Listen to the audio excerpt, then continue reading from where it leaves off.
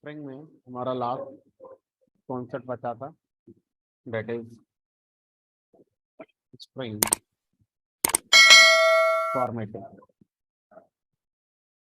तो spring formatting का मतलब होता है किसी भी स्ट्रिंग के अंदर वेरिएबल या किसी एक्सप्रेशन को यूज करना। स्प्रिंग फॉर्मेटिंग मीन यूजिंग या हाउ टू यूज वेरिएबल और एक्सप्रेशन इन ए। इस एग्जांपल को एक बार प्रैक्टिकल करके देखते हैं। तो मान लीजिए मैं दो नंबर को यूजर से इनपुट कराऊंगा और फिर उनका एडिशन प्रिंट कराऊंगा। ठीक है, तो इस काम को करने के लिए प्रोग्राम में लिखता हूँ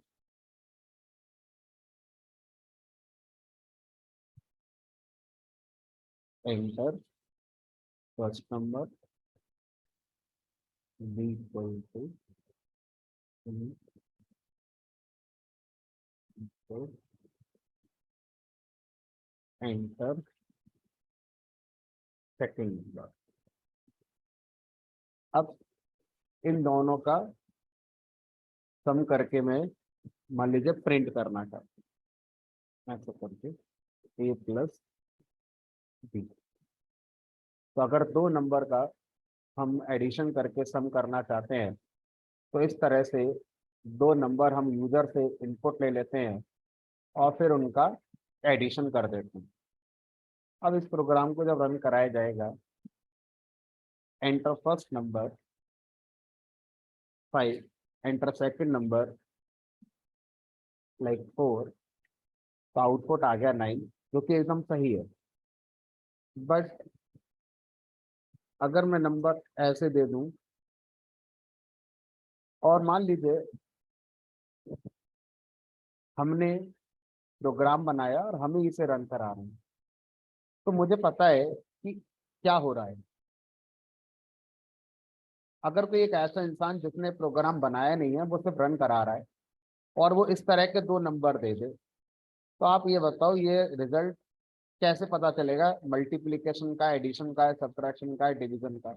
छोटे नंबर पर तो गैस कर लेगा वो कि क्या रिजल्ट आ रहा हो, बड़े नंबर पर तो गैस ही नहीं कर पाएगा वो कि क्या आपने ऑपरेशन परफॉर्म करा है। आपने बस यूजर से नंबर मांग लिया और सीधा रिजल्ट दिखा दिया। आपको बताना चाहिए था ये रिजल्ट किस चीज के लिए आप दिखा रहे हैं, है ना? तो हम ये चाहेंगे कि प्रॉपर एक मैसेज दिखाया जाए like this, addition of first number जो भी था आपका एंड सेकंड नंबर इज, जो भी आपका रिजल्ट आया था वो आप अपना दिखा सकते थे लाइक दिस। अगर इस तरह से रिजल्ट दिखाया जाए और एक इस तरह से रिजल्ट दिखाया जाए तो यहाँ रीडेबिलिटी बेटर है आउटपुट की। ज्यादा समझ में आ रहा है कि आप जो ऑपरेशन कर रहे हैं नंबरों पर वो किस बात का ऑपरेशन आपने किया है। तो अब ये तो सर एक फिर स्प्रिंग मैसेज हो गया हमने कहा। तो आपको अपने प्रोग्राम से क्या करने चाहिए? पहले एक मैसेज बनाना चाहिए और उस मैसेज में फिर आपको ये काम करना चाहिए। कैसे करेंगे इस काम को? मैं कहा चलो देखते हैं। तो मैंने क्या करा, मैंने इस प्रोग्राम में एक पहले मैसेज बनाया कोई और उस मैसेज में लिख दिया ऐसे करके, addition of A and B is equal to A plus B. और जो मैसेज आया उस मैसेज को मैंने प्रिंट कर दिया।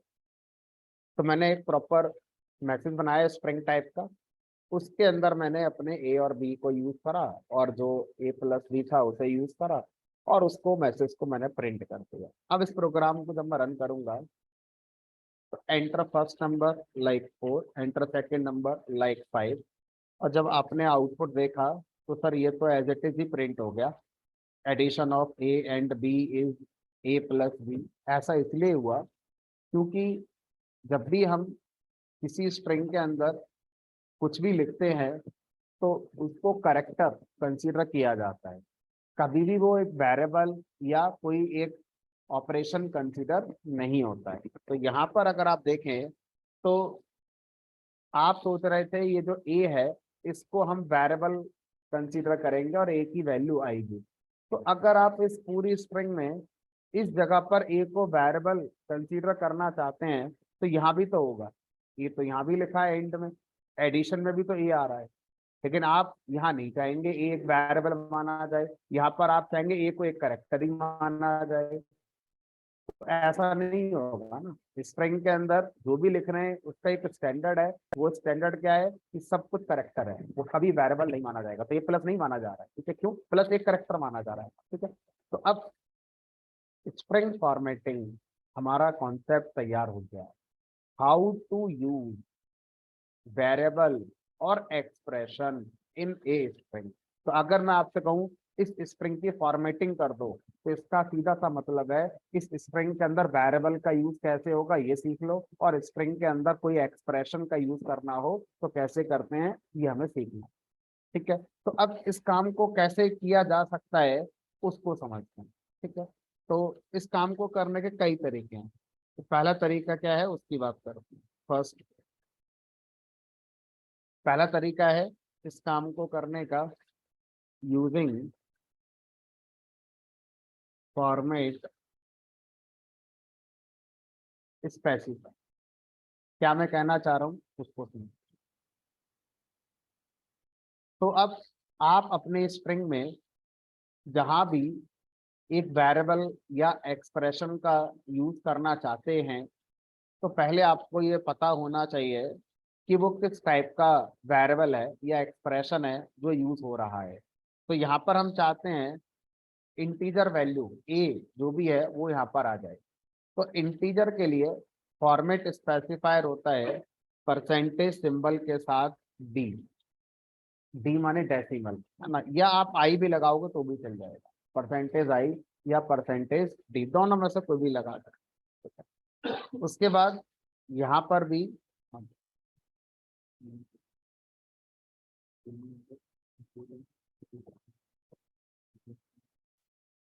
एक एक करके बोलो।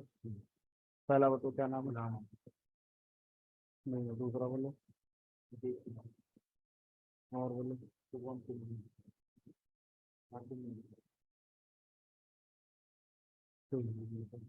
मोहम्मद।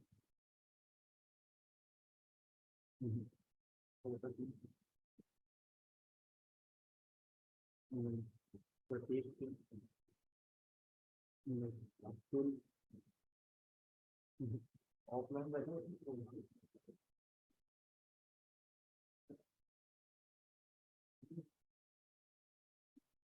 पार्ट में पार्ट में उसके बाद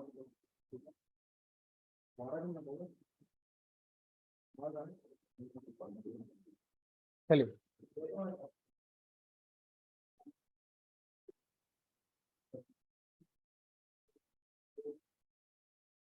फाइन। तो अब हमें क्या करना है, यहाँ पर फॉर्मेट स्पेसिफायर का यूज करना होगा। तो फॉर्मेट स्पेसिफायर में परसेंटेज डी रिप्रेजेंट करता है इंटीजर वैल्यू को।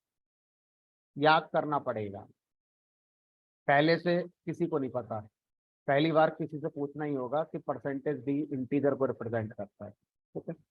उसके बाद अगर फ्लोट होता तो परसेंटेज एफ लगाते, ठीक है? तो इस तरह से स्ट्रिंग होता कोई तो परसेंटेज एस लगाते। तो ये याद करने वाली चीज हो गई कि आपको ये फॉर्मेट स्पेसिफायर स्ट्रिंग के अंदर रटने होंगे, ठीक है? आई भी लगाते ना, डी की जगह आप आई भी लगा सकते, दोनों चलेंगे। तो एडिशन ऑफ दिस, यहाँ भी एक इंटीजर चाहिए आपको, परसेंटेज डी, ठीक है? इज, और यहाँ पर हमने क्या लगा दिया, रिजल्ट चाहिए। अब जो रिजल्ट है ये रिजल्ट भी हमारा इंटीजर टाइप का ही आएगा हमारा, तो यहाँ फिर से परसेंटेज डी लगा, ठीक है? उसके बाद अब इस स्ट्रिंग में इन फॉर्मेट स्पेसिफायर्स की जगह पर इनके रिप्लेसमेंट हमें बताने हैं, वरना तो एज इट इज आउटपुट में यही आ जाएगा। तो ये तो sir as it is output में आ गया, तो आपको क्या करना होगा, अभी आधा काम आपने किया था, जिस स्ट्रिंग को आप फॉर्मेट कर रहे थे उस स्ट्रिंग में आपने फॉर्मेट स्पेसिफायर का यूज करा। अब आपको ये भी बताना होगा कि किस फॉर्मेट स्पेसिफायर को किससे रिप्लेस करना। कैसे बताएं? तो जहां पर आप अपनी स्ट्रिंग लिख रहे थे उस स्ट्रिंग के सफिक्स में, प्रीफिक्स माने शुरुआत में, सफिक्स माने लास्ट में, स्ट्रिंग के सफिक्स में मॉडुलस सिंबल लगाते हैं या परसेंटेज सिंबल लगाते हैं। उसके बाद ब्रैकेट के अंदर आप क्या लिखेंगे? ब्रैकेट के अंदर आप इनके रिप्लेसमेंट सेम ऑर्डर में लिखेंगे।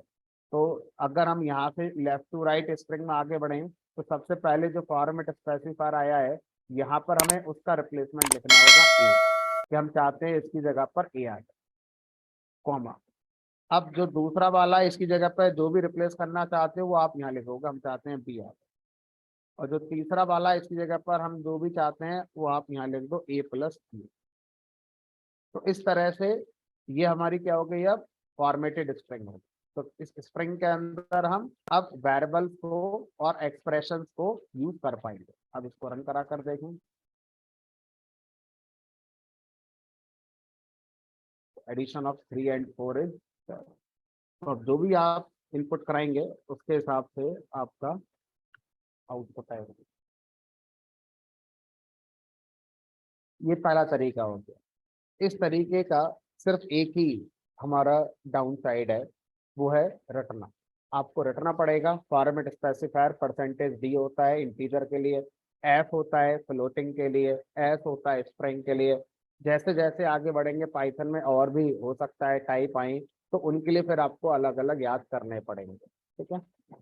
दूसरी अप्रोच आई जिसमें आपको ये रटना नहीं पड़ेगा। Second, using index parameter. अब आप इंडेक्स पैरामीटर का यूज कर सकते हैं। ये क्या होता है? अब स्ट्रिंग में जहां पर भी आपको वेरिएबल या एक्सप्रेशन लेकर आना है वहां पर आपको करली ब्रेसेस का पेयर यूज करना है।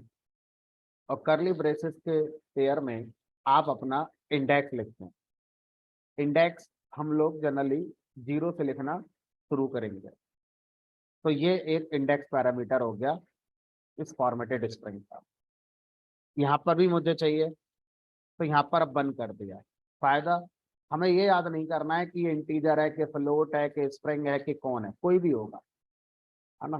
तो अब यहाँ पर हमें बस एक ही चीज ध्यान रखनी है, इंडेक्स पैरामीटर होते हैं जो 0 शुरू होते हैं, 0 1 2 3 4 ऐसे करके आपका चलेगा। इज, यहाँ भी हमें कोई एक वेरिएबल या एक्सप्रेशन चाहिए तो हमने इंडेक्स पैरामीटर बना दिया। उसके बाद अब इस स्ट्रिंग को हमें रिप्लेसमेंट देने हैं कि किस इंडेक्स पैरामीटर की जगह पर क्या आएगा। तो क्या करेंगे?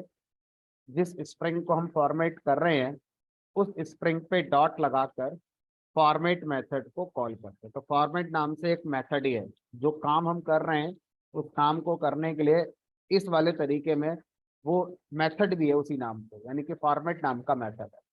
अब फॉर्मेट मेथड के अंदर आप यहाँ पर जो लिखते हैं वो 0 index, first index, second index, third index, dot dot dot, इनके रिप्लेसमेंट लिखते हैं। तो जो सबसे पहली वैल्यू आप लिखेंगे यहाँ पर वो 0 इंडेक्स के पैरामीटर को रिप्लेस करेगी। तब आप बताइए कि आप यहाँ पर क्या दिखाना चाहते थे? हमने कहा ए, तो आपने ए लिख दीजिए। सेकेंड वैल्यू जो भी आप यहाँ लिख रहे हैं वो इस स्ट्रिंग में फर्स्ट इंडेक्स के पैरामीटर को रिप्लेस करेगी। तो हम चाहते हैं कि इसकी जगह पर दिया जाए, कॉमा। अब इसकी जगह पर हम क्या चाहते हैं? ए प्लस।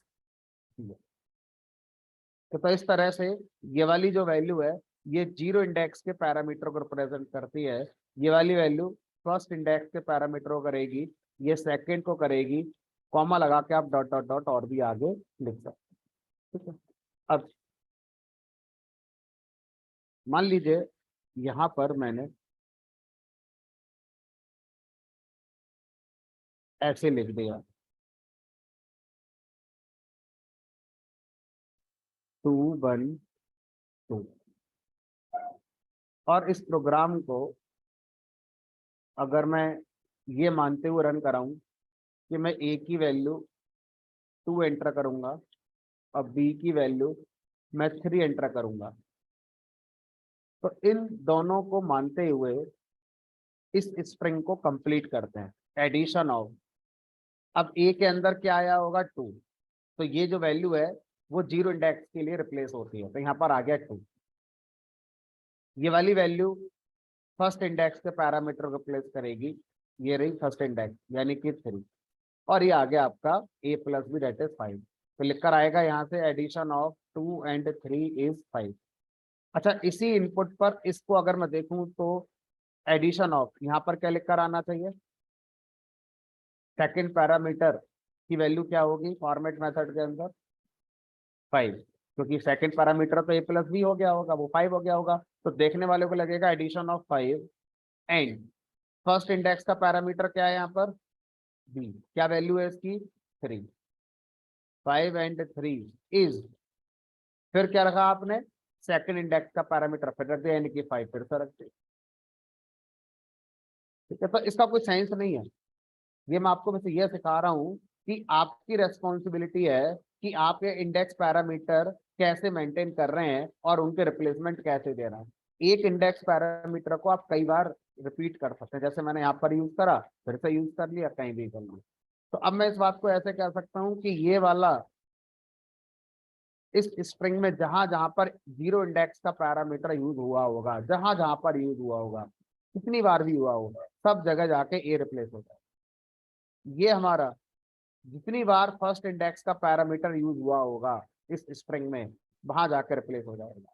ये हमारा इस स्प्रिंग में जहां भी जितनी बार भी सेकंड इंडेक्स यूज हुआ होगा, वहां पर जाके रिप्लेस हो जाएगा। ठीक है, तो इस तरह से इंडेक्स पैरामीटर का हम यूज यहाँ पर कर सकते हैं।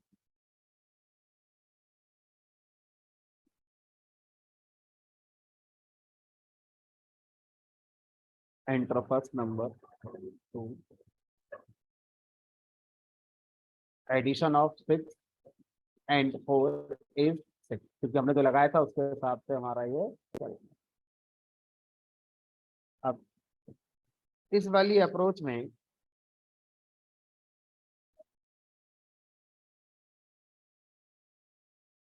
आपको इंडेक्स पैरामीटर और इंडेक्स का ध्यान रखना पड़ता है। ठीक है, इस वाली अप्रोच में एक और फैसिलिटी आती है कि अगर आप इंडेक्स नहीं मेंशन करते हैं, मान लीजिए आपने ये इंडेक्स मेंशन नहीं करा, तो बाय डिफॉल्ट पाइथन की तरफ से 0 से इंडेक्सिंग स्टार्ट कर दी जाती है। इसको 0 मान लिया जाएगा, इसको 1 मान लिया जाएगा, इसको 2 मान लिया जाएगा। तो अगर आपको एक इंडेक्स पैरामीटर एक ही बार यूज करना है और आप उसे 0 से स्टार्ट करते हुए आगे बढ़ रहे हैं, तो आपको लिखने की भी जरूरत नहीं, ऑटोमेटिकली वो 0 1 2 3 4 5 कंसीडर कर लिए जाएंगे। It means this spring is same as this, ये दोनों एक जैसी हैं। ठीक है,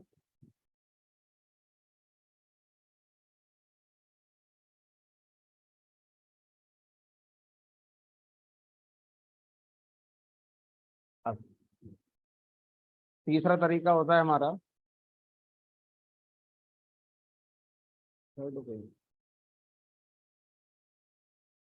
यूजिंग की पैरामीटर, यूजिंग की पैरामीटर। तो अभी तक जितनी पाइथन हमने पढ़ी है उसके हिसाब से अगर हम देखें कि सर मान लीजिए 100 वेरिएबल हो गए मेरे पास, अभी तो चलो सर 2 ही वेरिएबल हैं या 3 वेरिएबल हैं, मान लो इस तरह के 100 वेरिएबल है मेरे पास, तो क्या हम ऐसे 100 बार लिखेंगे? तो अभी तक जितनी पाइथन पढ़ी है उसके हिसाब से तो आंसर इज यस, आपको 100 बार ऐसे लिखना पड़ेगा, आपको इंडेक्स पैरामीटर याद रखने होंगे। सर ये सही तरीका होगा? तो मैं बार बार एक बात बोल रहा हूँ, अभी तक जितनी पाइथन पढ़ी है उसके हिसाब से यही इकलौता तरीका है। अभी पाइथन खत्म नहीं हुई है, हो सकता है आगे जाके इस प्रॉब्लम का भी सॉल्यूशन मिले हमारे लिए। ठीक है, चलिए, तो अभी अगर हम 2 4 वेरिएबल पर हैं तब तो ये सही है, और डेफिनेटली हमारे पास 100 200 वेरिएबल होंगे तो ये तरीका शायद सही नहीं होगा, तो जरूर पाइथन ने कुछ ना कुछ हमें एक दूसरा तरीका भी दिया होगा, तो जब वो टॉपिक आएगा उस समय उसको डिस्कस जरूर करेंगे। है ना, थर्ड वे क्या है हमारा, यूजिंग की पैरामीटर। अब की पैरामीटर क्या होता है उसको देखो। की पैरामीटर में ये कहा जाता है कि जहां जहां पर आप इंडेक्स पैरामीटर लिख रहे थे, है ना, वहां वहां पर आप इंडेक्स की जगह पर अपनी मर्जी से कोई भी की मान लीजिए, I J K X Y Z, hi hello, कुछ भी जो आपका मन करे वो मान लीजिए, है ना। मान लीजिए आपने यहाँ पे लिख दिया आई, यहाँ लिख दिया आपने जे, और यहाँ लिख दिया आपने, ठीक है। अब आप फॉर्मेट मेथड में क्या करते हैं, इंडेक्स को याद नहीं रखते कि पहला वाला 0 है, फिर अगला वाला 1 है, एंड सो ऑन। अब आपको की याद रखनी है। अब आपको फॉर्मेट को ये बताना है कि इस स्ट्रिंग में जो हमने 3 की पैरामीटर यूज करे हैं आई जे के नाम के, किस की पैरामीटर के लिए क्या वैल्यू असाइन करनी है। तो आप उसे बताइए, ऑर्डर कुछ भी रख सकते हैं। जैसे मान लीजिए आपने बता दिया जे, जे को हम क्या रखना चाहते हैं, जो बी में आया होगा वो। आई में क्या रखना चाहते हो, जो ए में आया होगा वो। और के में क्या रखना चाहते हो, जो ए प्लस बी का रिजल्ट बना होगा। तो ये ऑर्डर अब मैटर नहीं करेगा, आपकी की मैटर करेंगी। आप चाहे इसे यहाँ बता दो, चाहे इसे लास्ट में बता दो, तो जहां भी जे की पैरामीटर होगा उसकी वैल्यू बी से रिप्लेस होगी, ठीक है। अब इसको करके देखते हैं।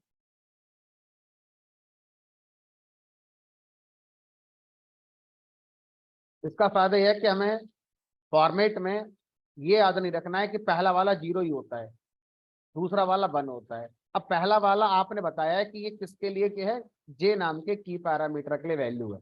अब जे नाम का की पैरामीटर इसमें जहां भी आता होगा, जितनी बार भी आता होगा, सबके लिए उसकी वैल्यू क्या हो जाएगी, दी हो जाएगी, ठीक है। अब सर, ये जितने भी तरीके हैं, इनसे भी एक आसान तरीका और लाया गया, using F spring. F spring नाम का एक कॉन्सेप्ट है, जिसको हम एफ स्प्रिंग कॉन्सेप्ट क्या कहता है कि आप अपनी स्प्रिंग को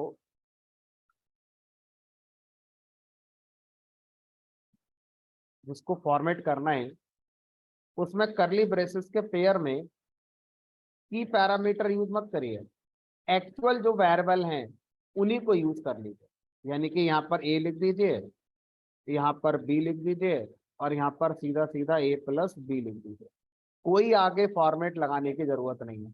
लेकिन सर, अगर स्ट्रिंग के अंदर हम कुछ भी लिखते हैं, तो वो तो अभी आपने बताया, हमने देखा भी है कि वो करेक्टर ही कंसीडर होता है। तो ऐसा तो नहीं होगा कि एज इट इज ही प्रिंट हो जाएगा। आंसर इज यस, अभी तो एज इट इज ही प्रिंट हो जाएगा। देखो, तो सर फायदा क्या हुआ, हमने कहा अभी आपने आधा काम किया था, पूरा काम करो। अब क्या करना है, स्प्रिंग में जहां भी आपको वेरिएबल या एक्सप्रेशन यूज करना था, करली ब्रेसेस के पेयर में वो वेरिएबल या वो एक्सप्रेशन को डायरेक्ट लिख देते हैं। और स्ट्रिंग के प्रीफिक्स में शुरुआत में क्या लगाएंगे, एफ लेटर लगा। तो जब आप स्ट्रिंग की शुरुआत में एफ लेटर लगाते हैं, तो पाइथन इंटरप्रेटर करली ब्रेसेस को ऑर्डिनरी कैरेक्टर कंसीडर नहीं करता है। अब करली ब्रेसेस को वेरिएबल और एक्सप्रेशन कंसीडर किया जाता है। अब आप इस प्रोग्राम को फिर से चलाएंगे।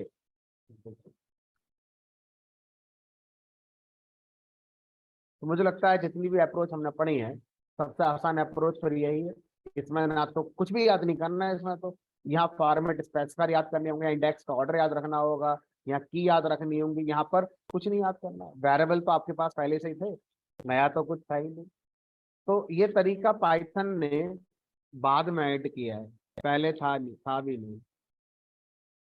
एडेड इन 3.6, उससे पहले चलता ही नहीं था। पाइथन 3.6 वर्जन से एफ स्ट्रिंग का कॉन्सेप्ट पाइथन में ऐड हुआ, ठीक है। तो मैंने पुराने तरीके इसलिए आपको पढ़ाए हैं, क्योंकि कई बार ऐसा होता है कि हम जिस प्रोजेक्ट पर काम कर रहे होते हैं, वो एक नया नहीं होता है, 10 साल पहले कभी बना होगा, और उसमें आज के हिसाब से हमें चेंजेस करने को दिए गए हैं। तो 10 साल पहले अगर किसी प्रोग्रामर ने पाइथन का कोड बनाया होगा और उसमें स्ट्रिंग फॉर्मेटिंग करी होगी, डेफिनेटली करी होगी, क्योंकि आउटपुट को बेटर वे में दिखाने के लिए स्ट्रिंग फॉर्मेटिंग करनी चाहिए हमारे लिए, है ना। तो उसने एफ स्ट्रिंग वाला तरीका तो यूज करा ही नहीं होगा, क्योंकि 10 साल पहले तो 3.6 वर्जन आता ही नहीं था। 3 सीरीज शुरू हुई होगी, 3.1 3.2 चलता होगा। तो उस केस में हम क्या कर सकते हैं, बाकी जो तरीके हैं उनको हम अपने उस कोड में जरूर देख रहे होंगे, तो वो अगर हमने पढ़े हैं तो हमारी समझ में भी आसानी से आ जाए। एक मिनट, तो बोलिए।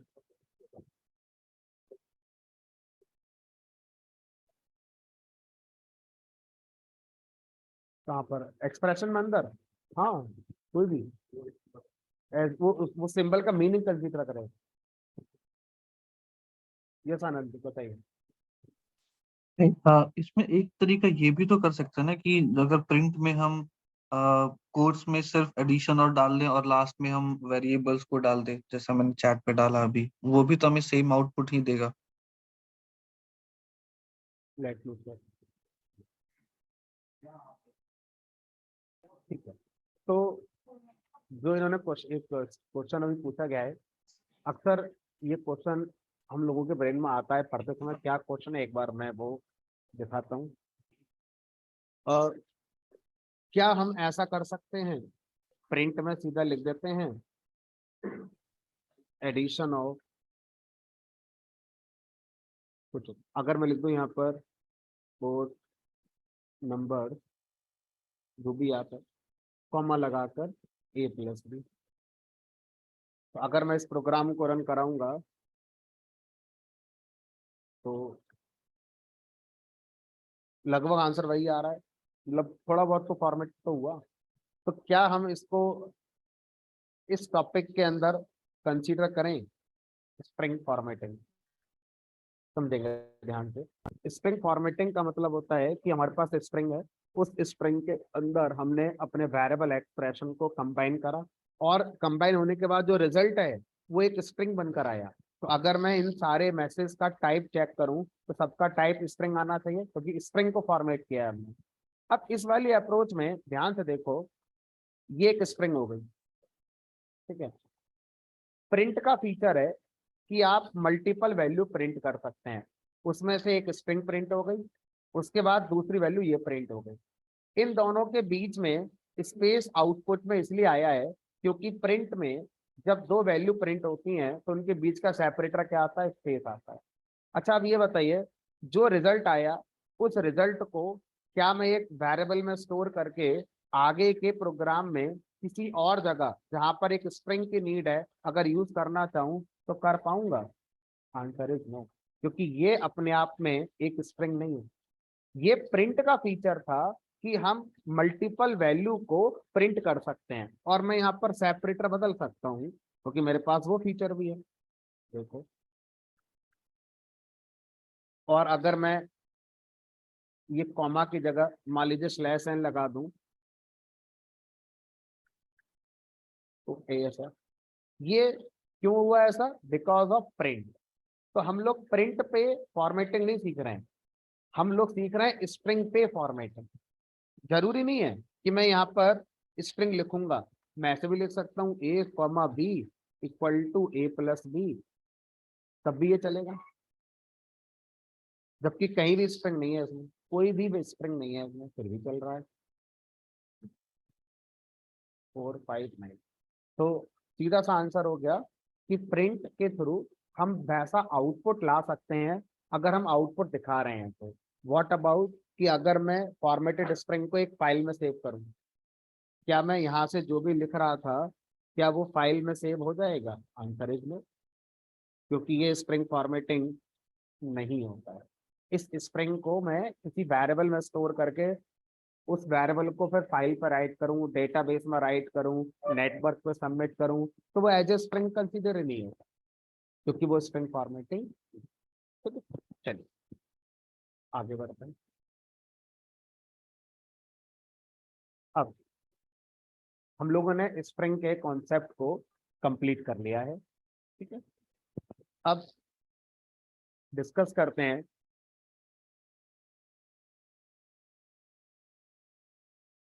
परसेंटेज एस का यूज स्ट्रिंग के केस में होना चाहिए, स्ट्रिंग के केस में।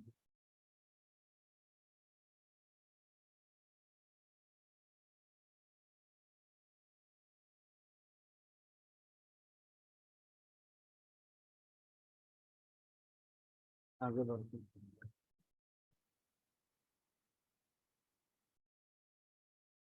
चलिए, तो अब मान लीजिए स्प्रिंग से रिलेटेड अगर मुझे कुछ लॉजिक बिल्डिंग वाला पोर्शन करना हो तो कैसे करेंगे।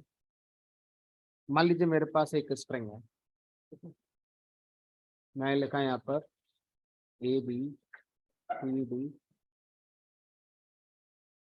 अब मुझसे कहा गया सर इस स्प्रिंग में पहला और आखिरी ये दो करेक्टर को अपर केस में कन्वर्ट कर दो।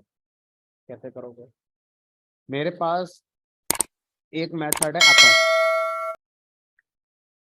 एस डॉट अपर। मेरे पास एक मेथड है कैपिटलाइज,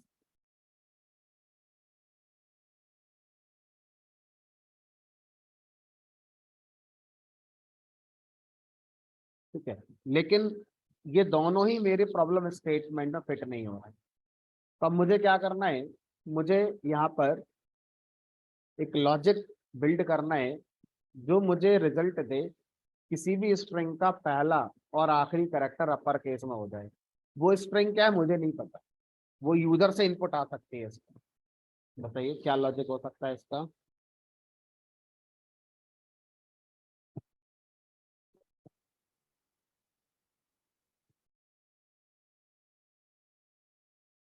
हम्म,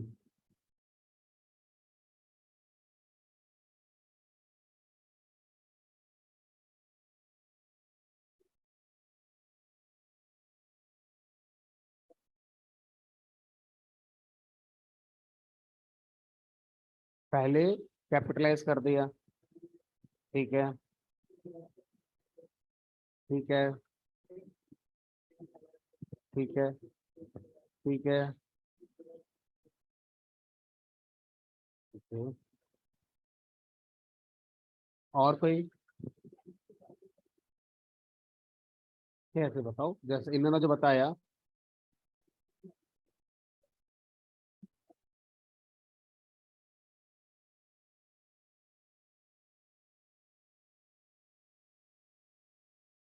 हमें रिजल्ट एक स्ट्रिंग प्रिंट करनी है, एक करेक्टर नहीं प्रिंट करना है। हमें लेंथ निकाल ली, उसका जो आपने कहा वो कर लिया। अब हमें रिजल्ट आना चाहिए पूरी स्ट्रिंग जिसमें पहला और आखिरी करेक्टर अपर में, बाकी सब लोअर में होने चाहिए, या बाकी जैसे थे वैसे होने चाहिए।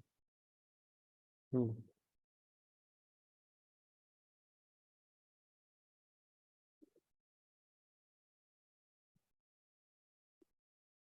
तो इन्होंने एक लॉजिक बताया जो काम तो करना चाहिए।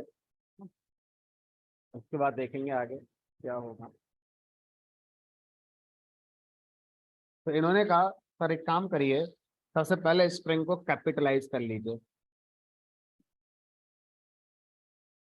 कैपिटलाइज करने से क्या होगा, इस स्ट्रिंग में जो पहला वाला करेक्टर है वो कैपिटल हो जाएगा, ठीक है।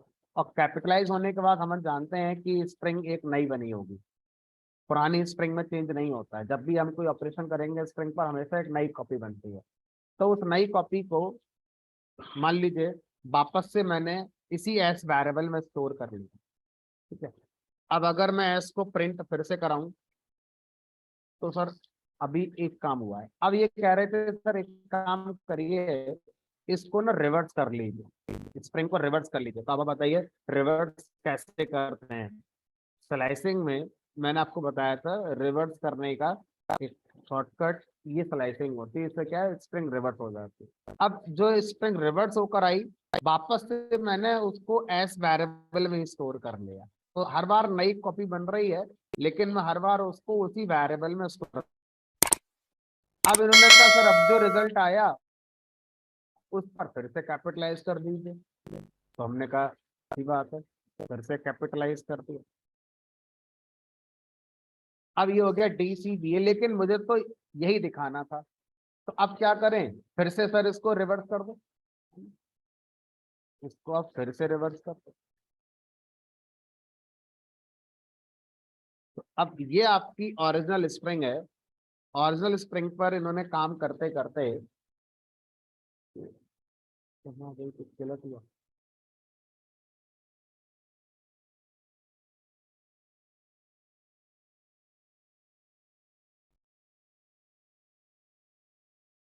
एक देखो यहाँ तक रिवर्स हो गई। अगर मैं इसका फिर से कैपिटलाइज करूंगा तो डी कैपिटल हो जाना चाहिए।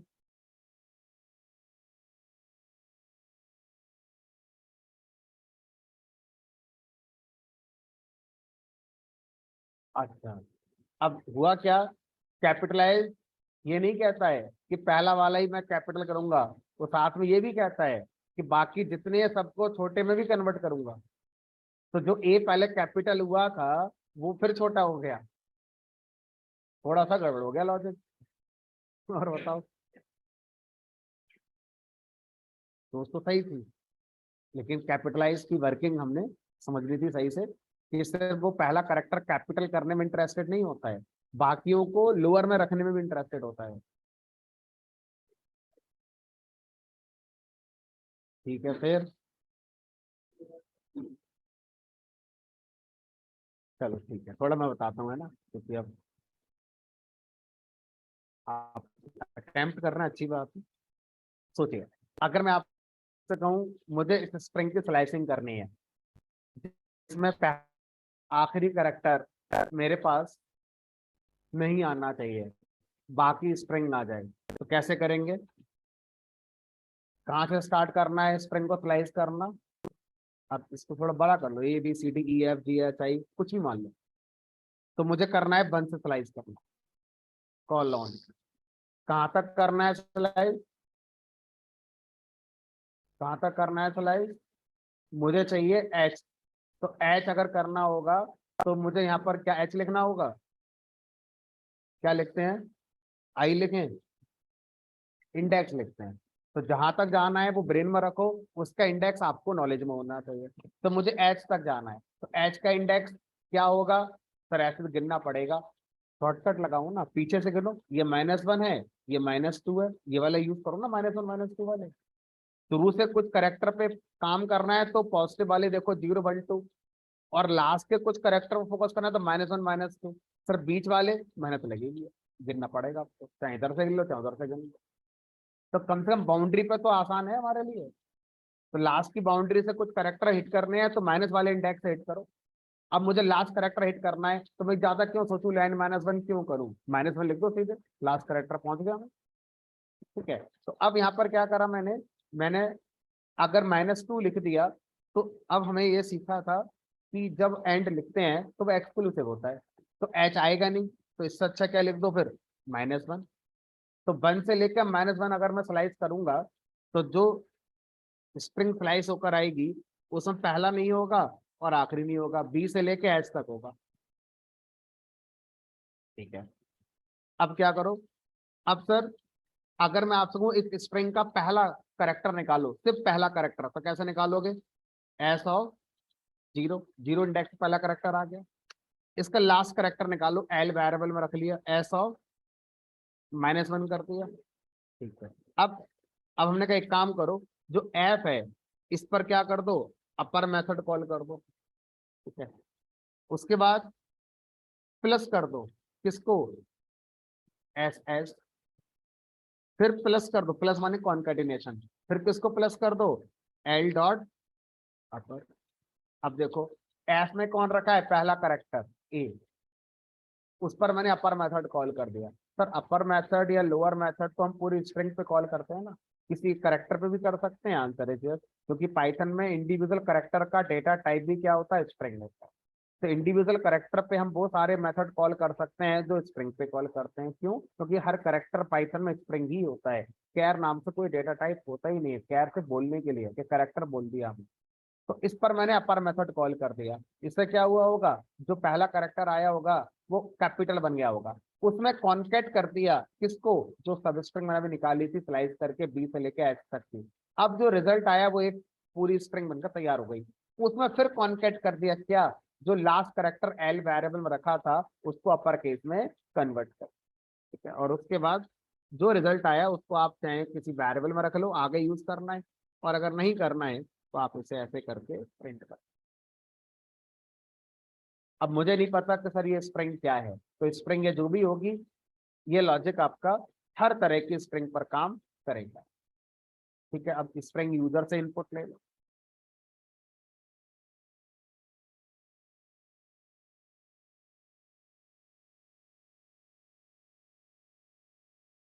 एंटर स्प्रिंग,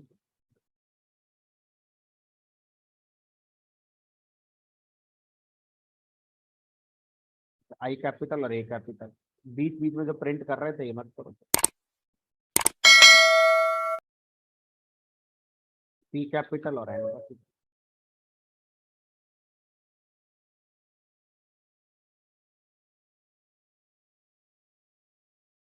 डी कैपिटल और ए कैपिटल।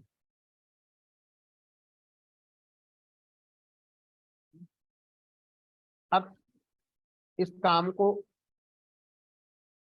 एक लाइन में नहीं कर सकते, हमने कहा बिल्कुल कर सकते हो। देखो कैसे करोगे, यहाँ पर आपने एफ लिखा है, क्या आगे के प्रोग्राम में एफ वेरिएबल का यूज हमने करना ही है, तो एफ कहाँ से आया, स्ट्रिंग के जीरो इंडेक्स का करेक्टर था, तो यहाँ पर क्या लिख दिया, एस ऑफ जीरो, इसकी जरूरत खत्म हो गई।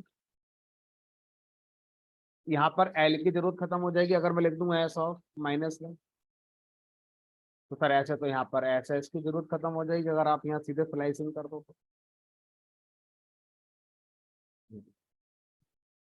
एक लाइन का प्रोग्राम हो गया।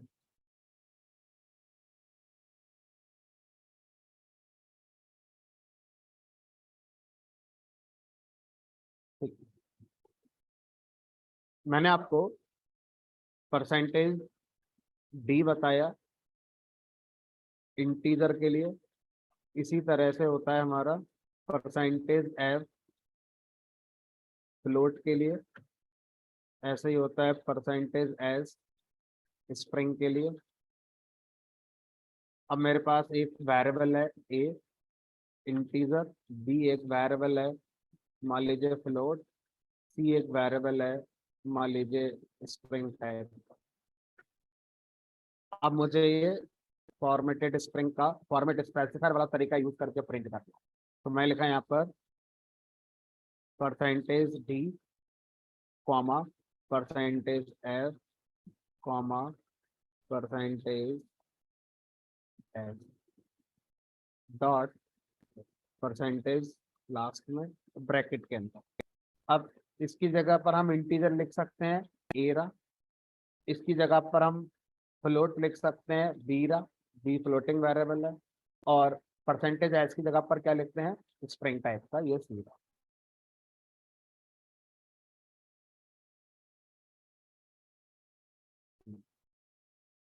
ये 10 आ गया, एफ से फ्लोटिंग नंबर बन गया और परसेंटेज एस से स्ट्रिंग आता है।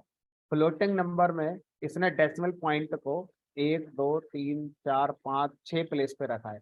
आप इसको कंट्रोल कर सकते हैं कैसे, परसेंटेज और एफ के बीच में बताइए दशमलव, और दशमलव के बाद कितने प्लेस आते हो, हमने कहा 2 ही चाहिए, तो इसका मतलब है फ्लोटिंग नंबर जो भी यहाँ पर प्रिंट होगा उसमें दशमलव के बाद सिर्फ 2 ही प्लेसेस मिलेंगे।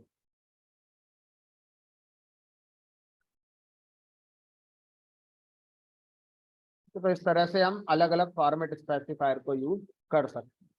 आई को भी एक बार हम चेक कर लेते हैं, ठीक है, तो जहाँ डी लिखा था वहां पर मेरा आई भी चलता है, तो परसेंटेज डी या परसेंटेज आई किसके लिए हो गया हमारा, इंटीजर के लिए हो जाता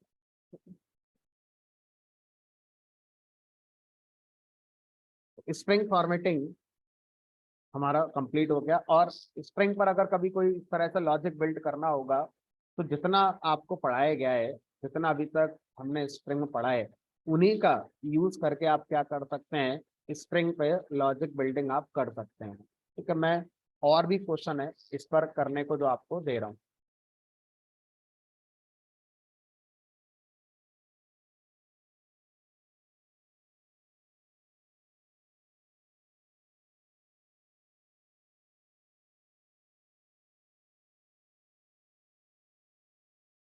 अराउंड 24 25 क्वेश्चन हैं ये। पहला प्रोग्राम ये लिखना है कि स्ट्रिंग की लेंथ निकालनी है, लेकिन आपको लेंथ फंक्शन यूज नहीं करना है। कैसे करेंगे इस काम के लिए,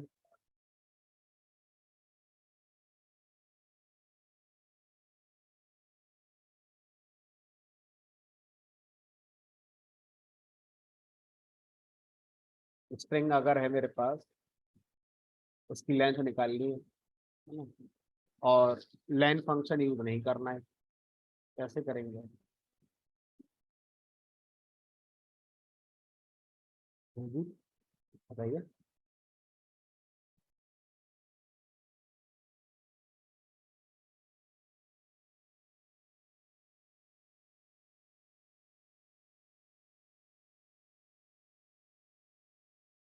तो कोई भी स्प्रिंग है, मान लीजिए लिख दिया मैंने यहाँ पर पाइथन।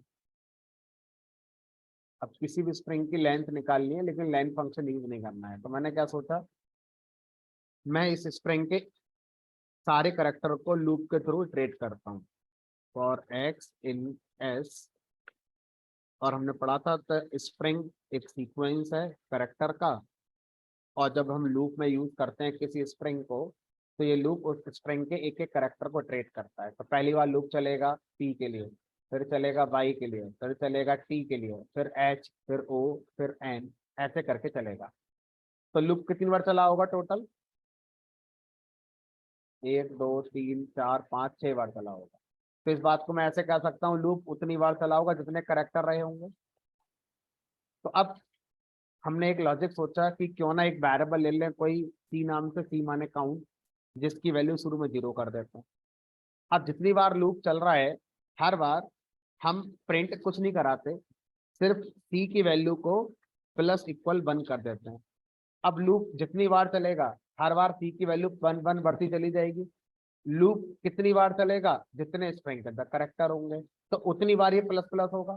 तो अगर हम ये सोचें कि फिर तो ये लूप जब खत्म होगा तो सी की वैल्यू उतनी हो गई होगी जितने करेक्टर रहे होंगे स्ट्रिंग के अंदर। तो यही तो हमें करना था कि स्ट्रिंग की लेंथ निकालनी है। लेंथ का मतलब क्या होता है? कितने करेक्टर हैं स्ट्रिंग के अंदर, हमें ये बताना है। तो लेंथ फंक्शन का यूज नहीं करना था, तो इस तरह से हम क्या कर सकते हैं, इस काम को कर। अब स्ट्रिंग की लेंथ कितनी है फिर? अब स्ट्रिंग आप यूजर से इनपुट करा लो, फर्क नहीं पड़ता। तो जब आप स्प्रिंग को लेकर कोई लॉजिक लगा रहे हैं, तो आप एलएसए स्प्रिंग एक कंसीडर कर सकते हैं, ठीक है। और जब आपको लगे कि मेरा लॉजिक सही है, तो अब आप उसको जनरलाइज स्प्रिंग पर, मतलब यूजर से इनपुट स्प्रिंग लेकर लगाइए। लिख दिया मान लीजिए मैंने, हाई लेंथ 2 ही होगी, फिर चलाया, मैं लिख दिया यहाँ पर व्यूकैट स्पेस इंडिया। तो 5 1 2 3 4 5 6 7 8 9 10 11, ठीक है। ये मैंने अभी जस्ट कराया है, नहीं कराया नहीं है मैंने, ये उसके जैसा ही है। क्या करना है इसमें, पढ़ो जरा, क्या करना है इसमें।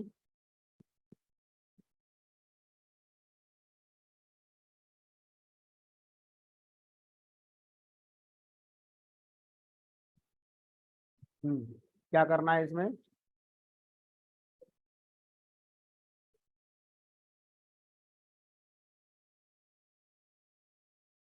अगर मैं लिखा यहाँ पर ABCD, तो क्या करना है इसमें? रिजल्ट इसका आना चाहिए DBCA। पहला और आखिरी करेक्टर क्या करना है मुझे? एक्सचेंज करना है या स्वैप करना है। स्लाइसिंग के बारे में सोचना, पहले करेक्टर को अलग कर दो, आखिरी वाले को अलग कर दो, बीच वाले को अलग कर दो, फिर कॉन्केट कर दो, पहले आखिरी वाला, फिर बीच वाला हिस्सा, और फिर सबसे पहला वाला। बन गई आपकी। तीसरा प्रोग्राम ये कह रहा है कि किसी भी स्प्रिंग के अंदर से ऑड इंडेक्स वाले करेक्टर को हटा दो। जैसे ये स्प्रिंग है ABCD, तो ये 0 इंडेक्स पर है, ये फर्स्ट पर है, ये 2 पर है, ये 3 पर है। तो 1 वाला हटा दो, 3 वाला हटा दो, और भी है तो वो भी हटा दो, ऑड इंडेक्स वाले। अब जो रिजल्ट आना चाहिए वो AC ऐसे आना चाहिए। तो इस काम को आप स्लाइसिंग के थ्रू सोचिए, बड़ा आसान तरीके से हो जाएगा। स्लाइसिंग में अगर मैं आपसे कहूँ कि मैं ऐसे लिख रहा हूँ, तो ये 0 से स्लाइसिंग शुरू हो जाएगी, कहाँ तक होगी? लास्ट तक हो जाएगी। अगर मैं स्टेप की वैल्यू 2 कर दूं, तो इसका मतलब क्या हो गया? 0 वाला इंडेक्स मिलेगा, 2 वाला मिलेगा, 4 वाला मिलेगा, सारे मिलेंगे। अब इससे जो रिजल्ट आया, क्या वो रिजल्ट एक ऐसी स्ट्रिंग नहीं होगी जिसमें ऑड इंडेक्स के कैरेक्टर होंगे ही नहीं, ना फर्स्ट वाला होगा, ना थर्ड वाला होगा, ना फिफ्थ वाला होगा। तो ये एक तरीका है।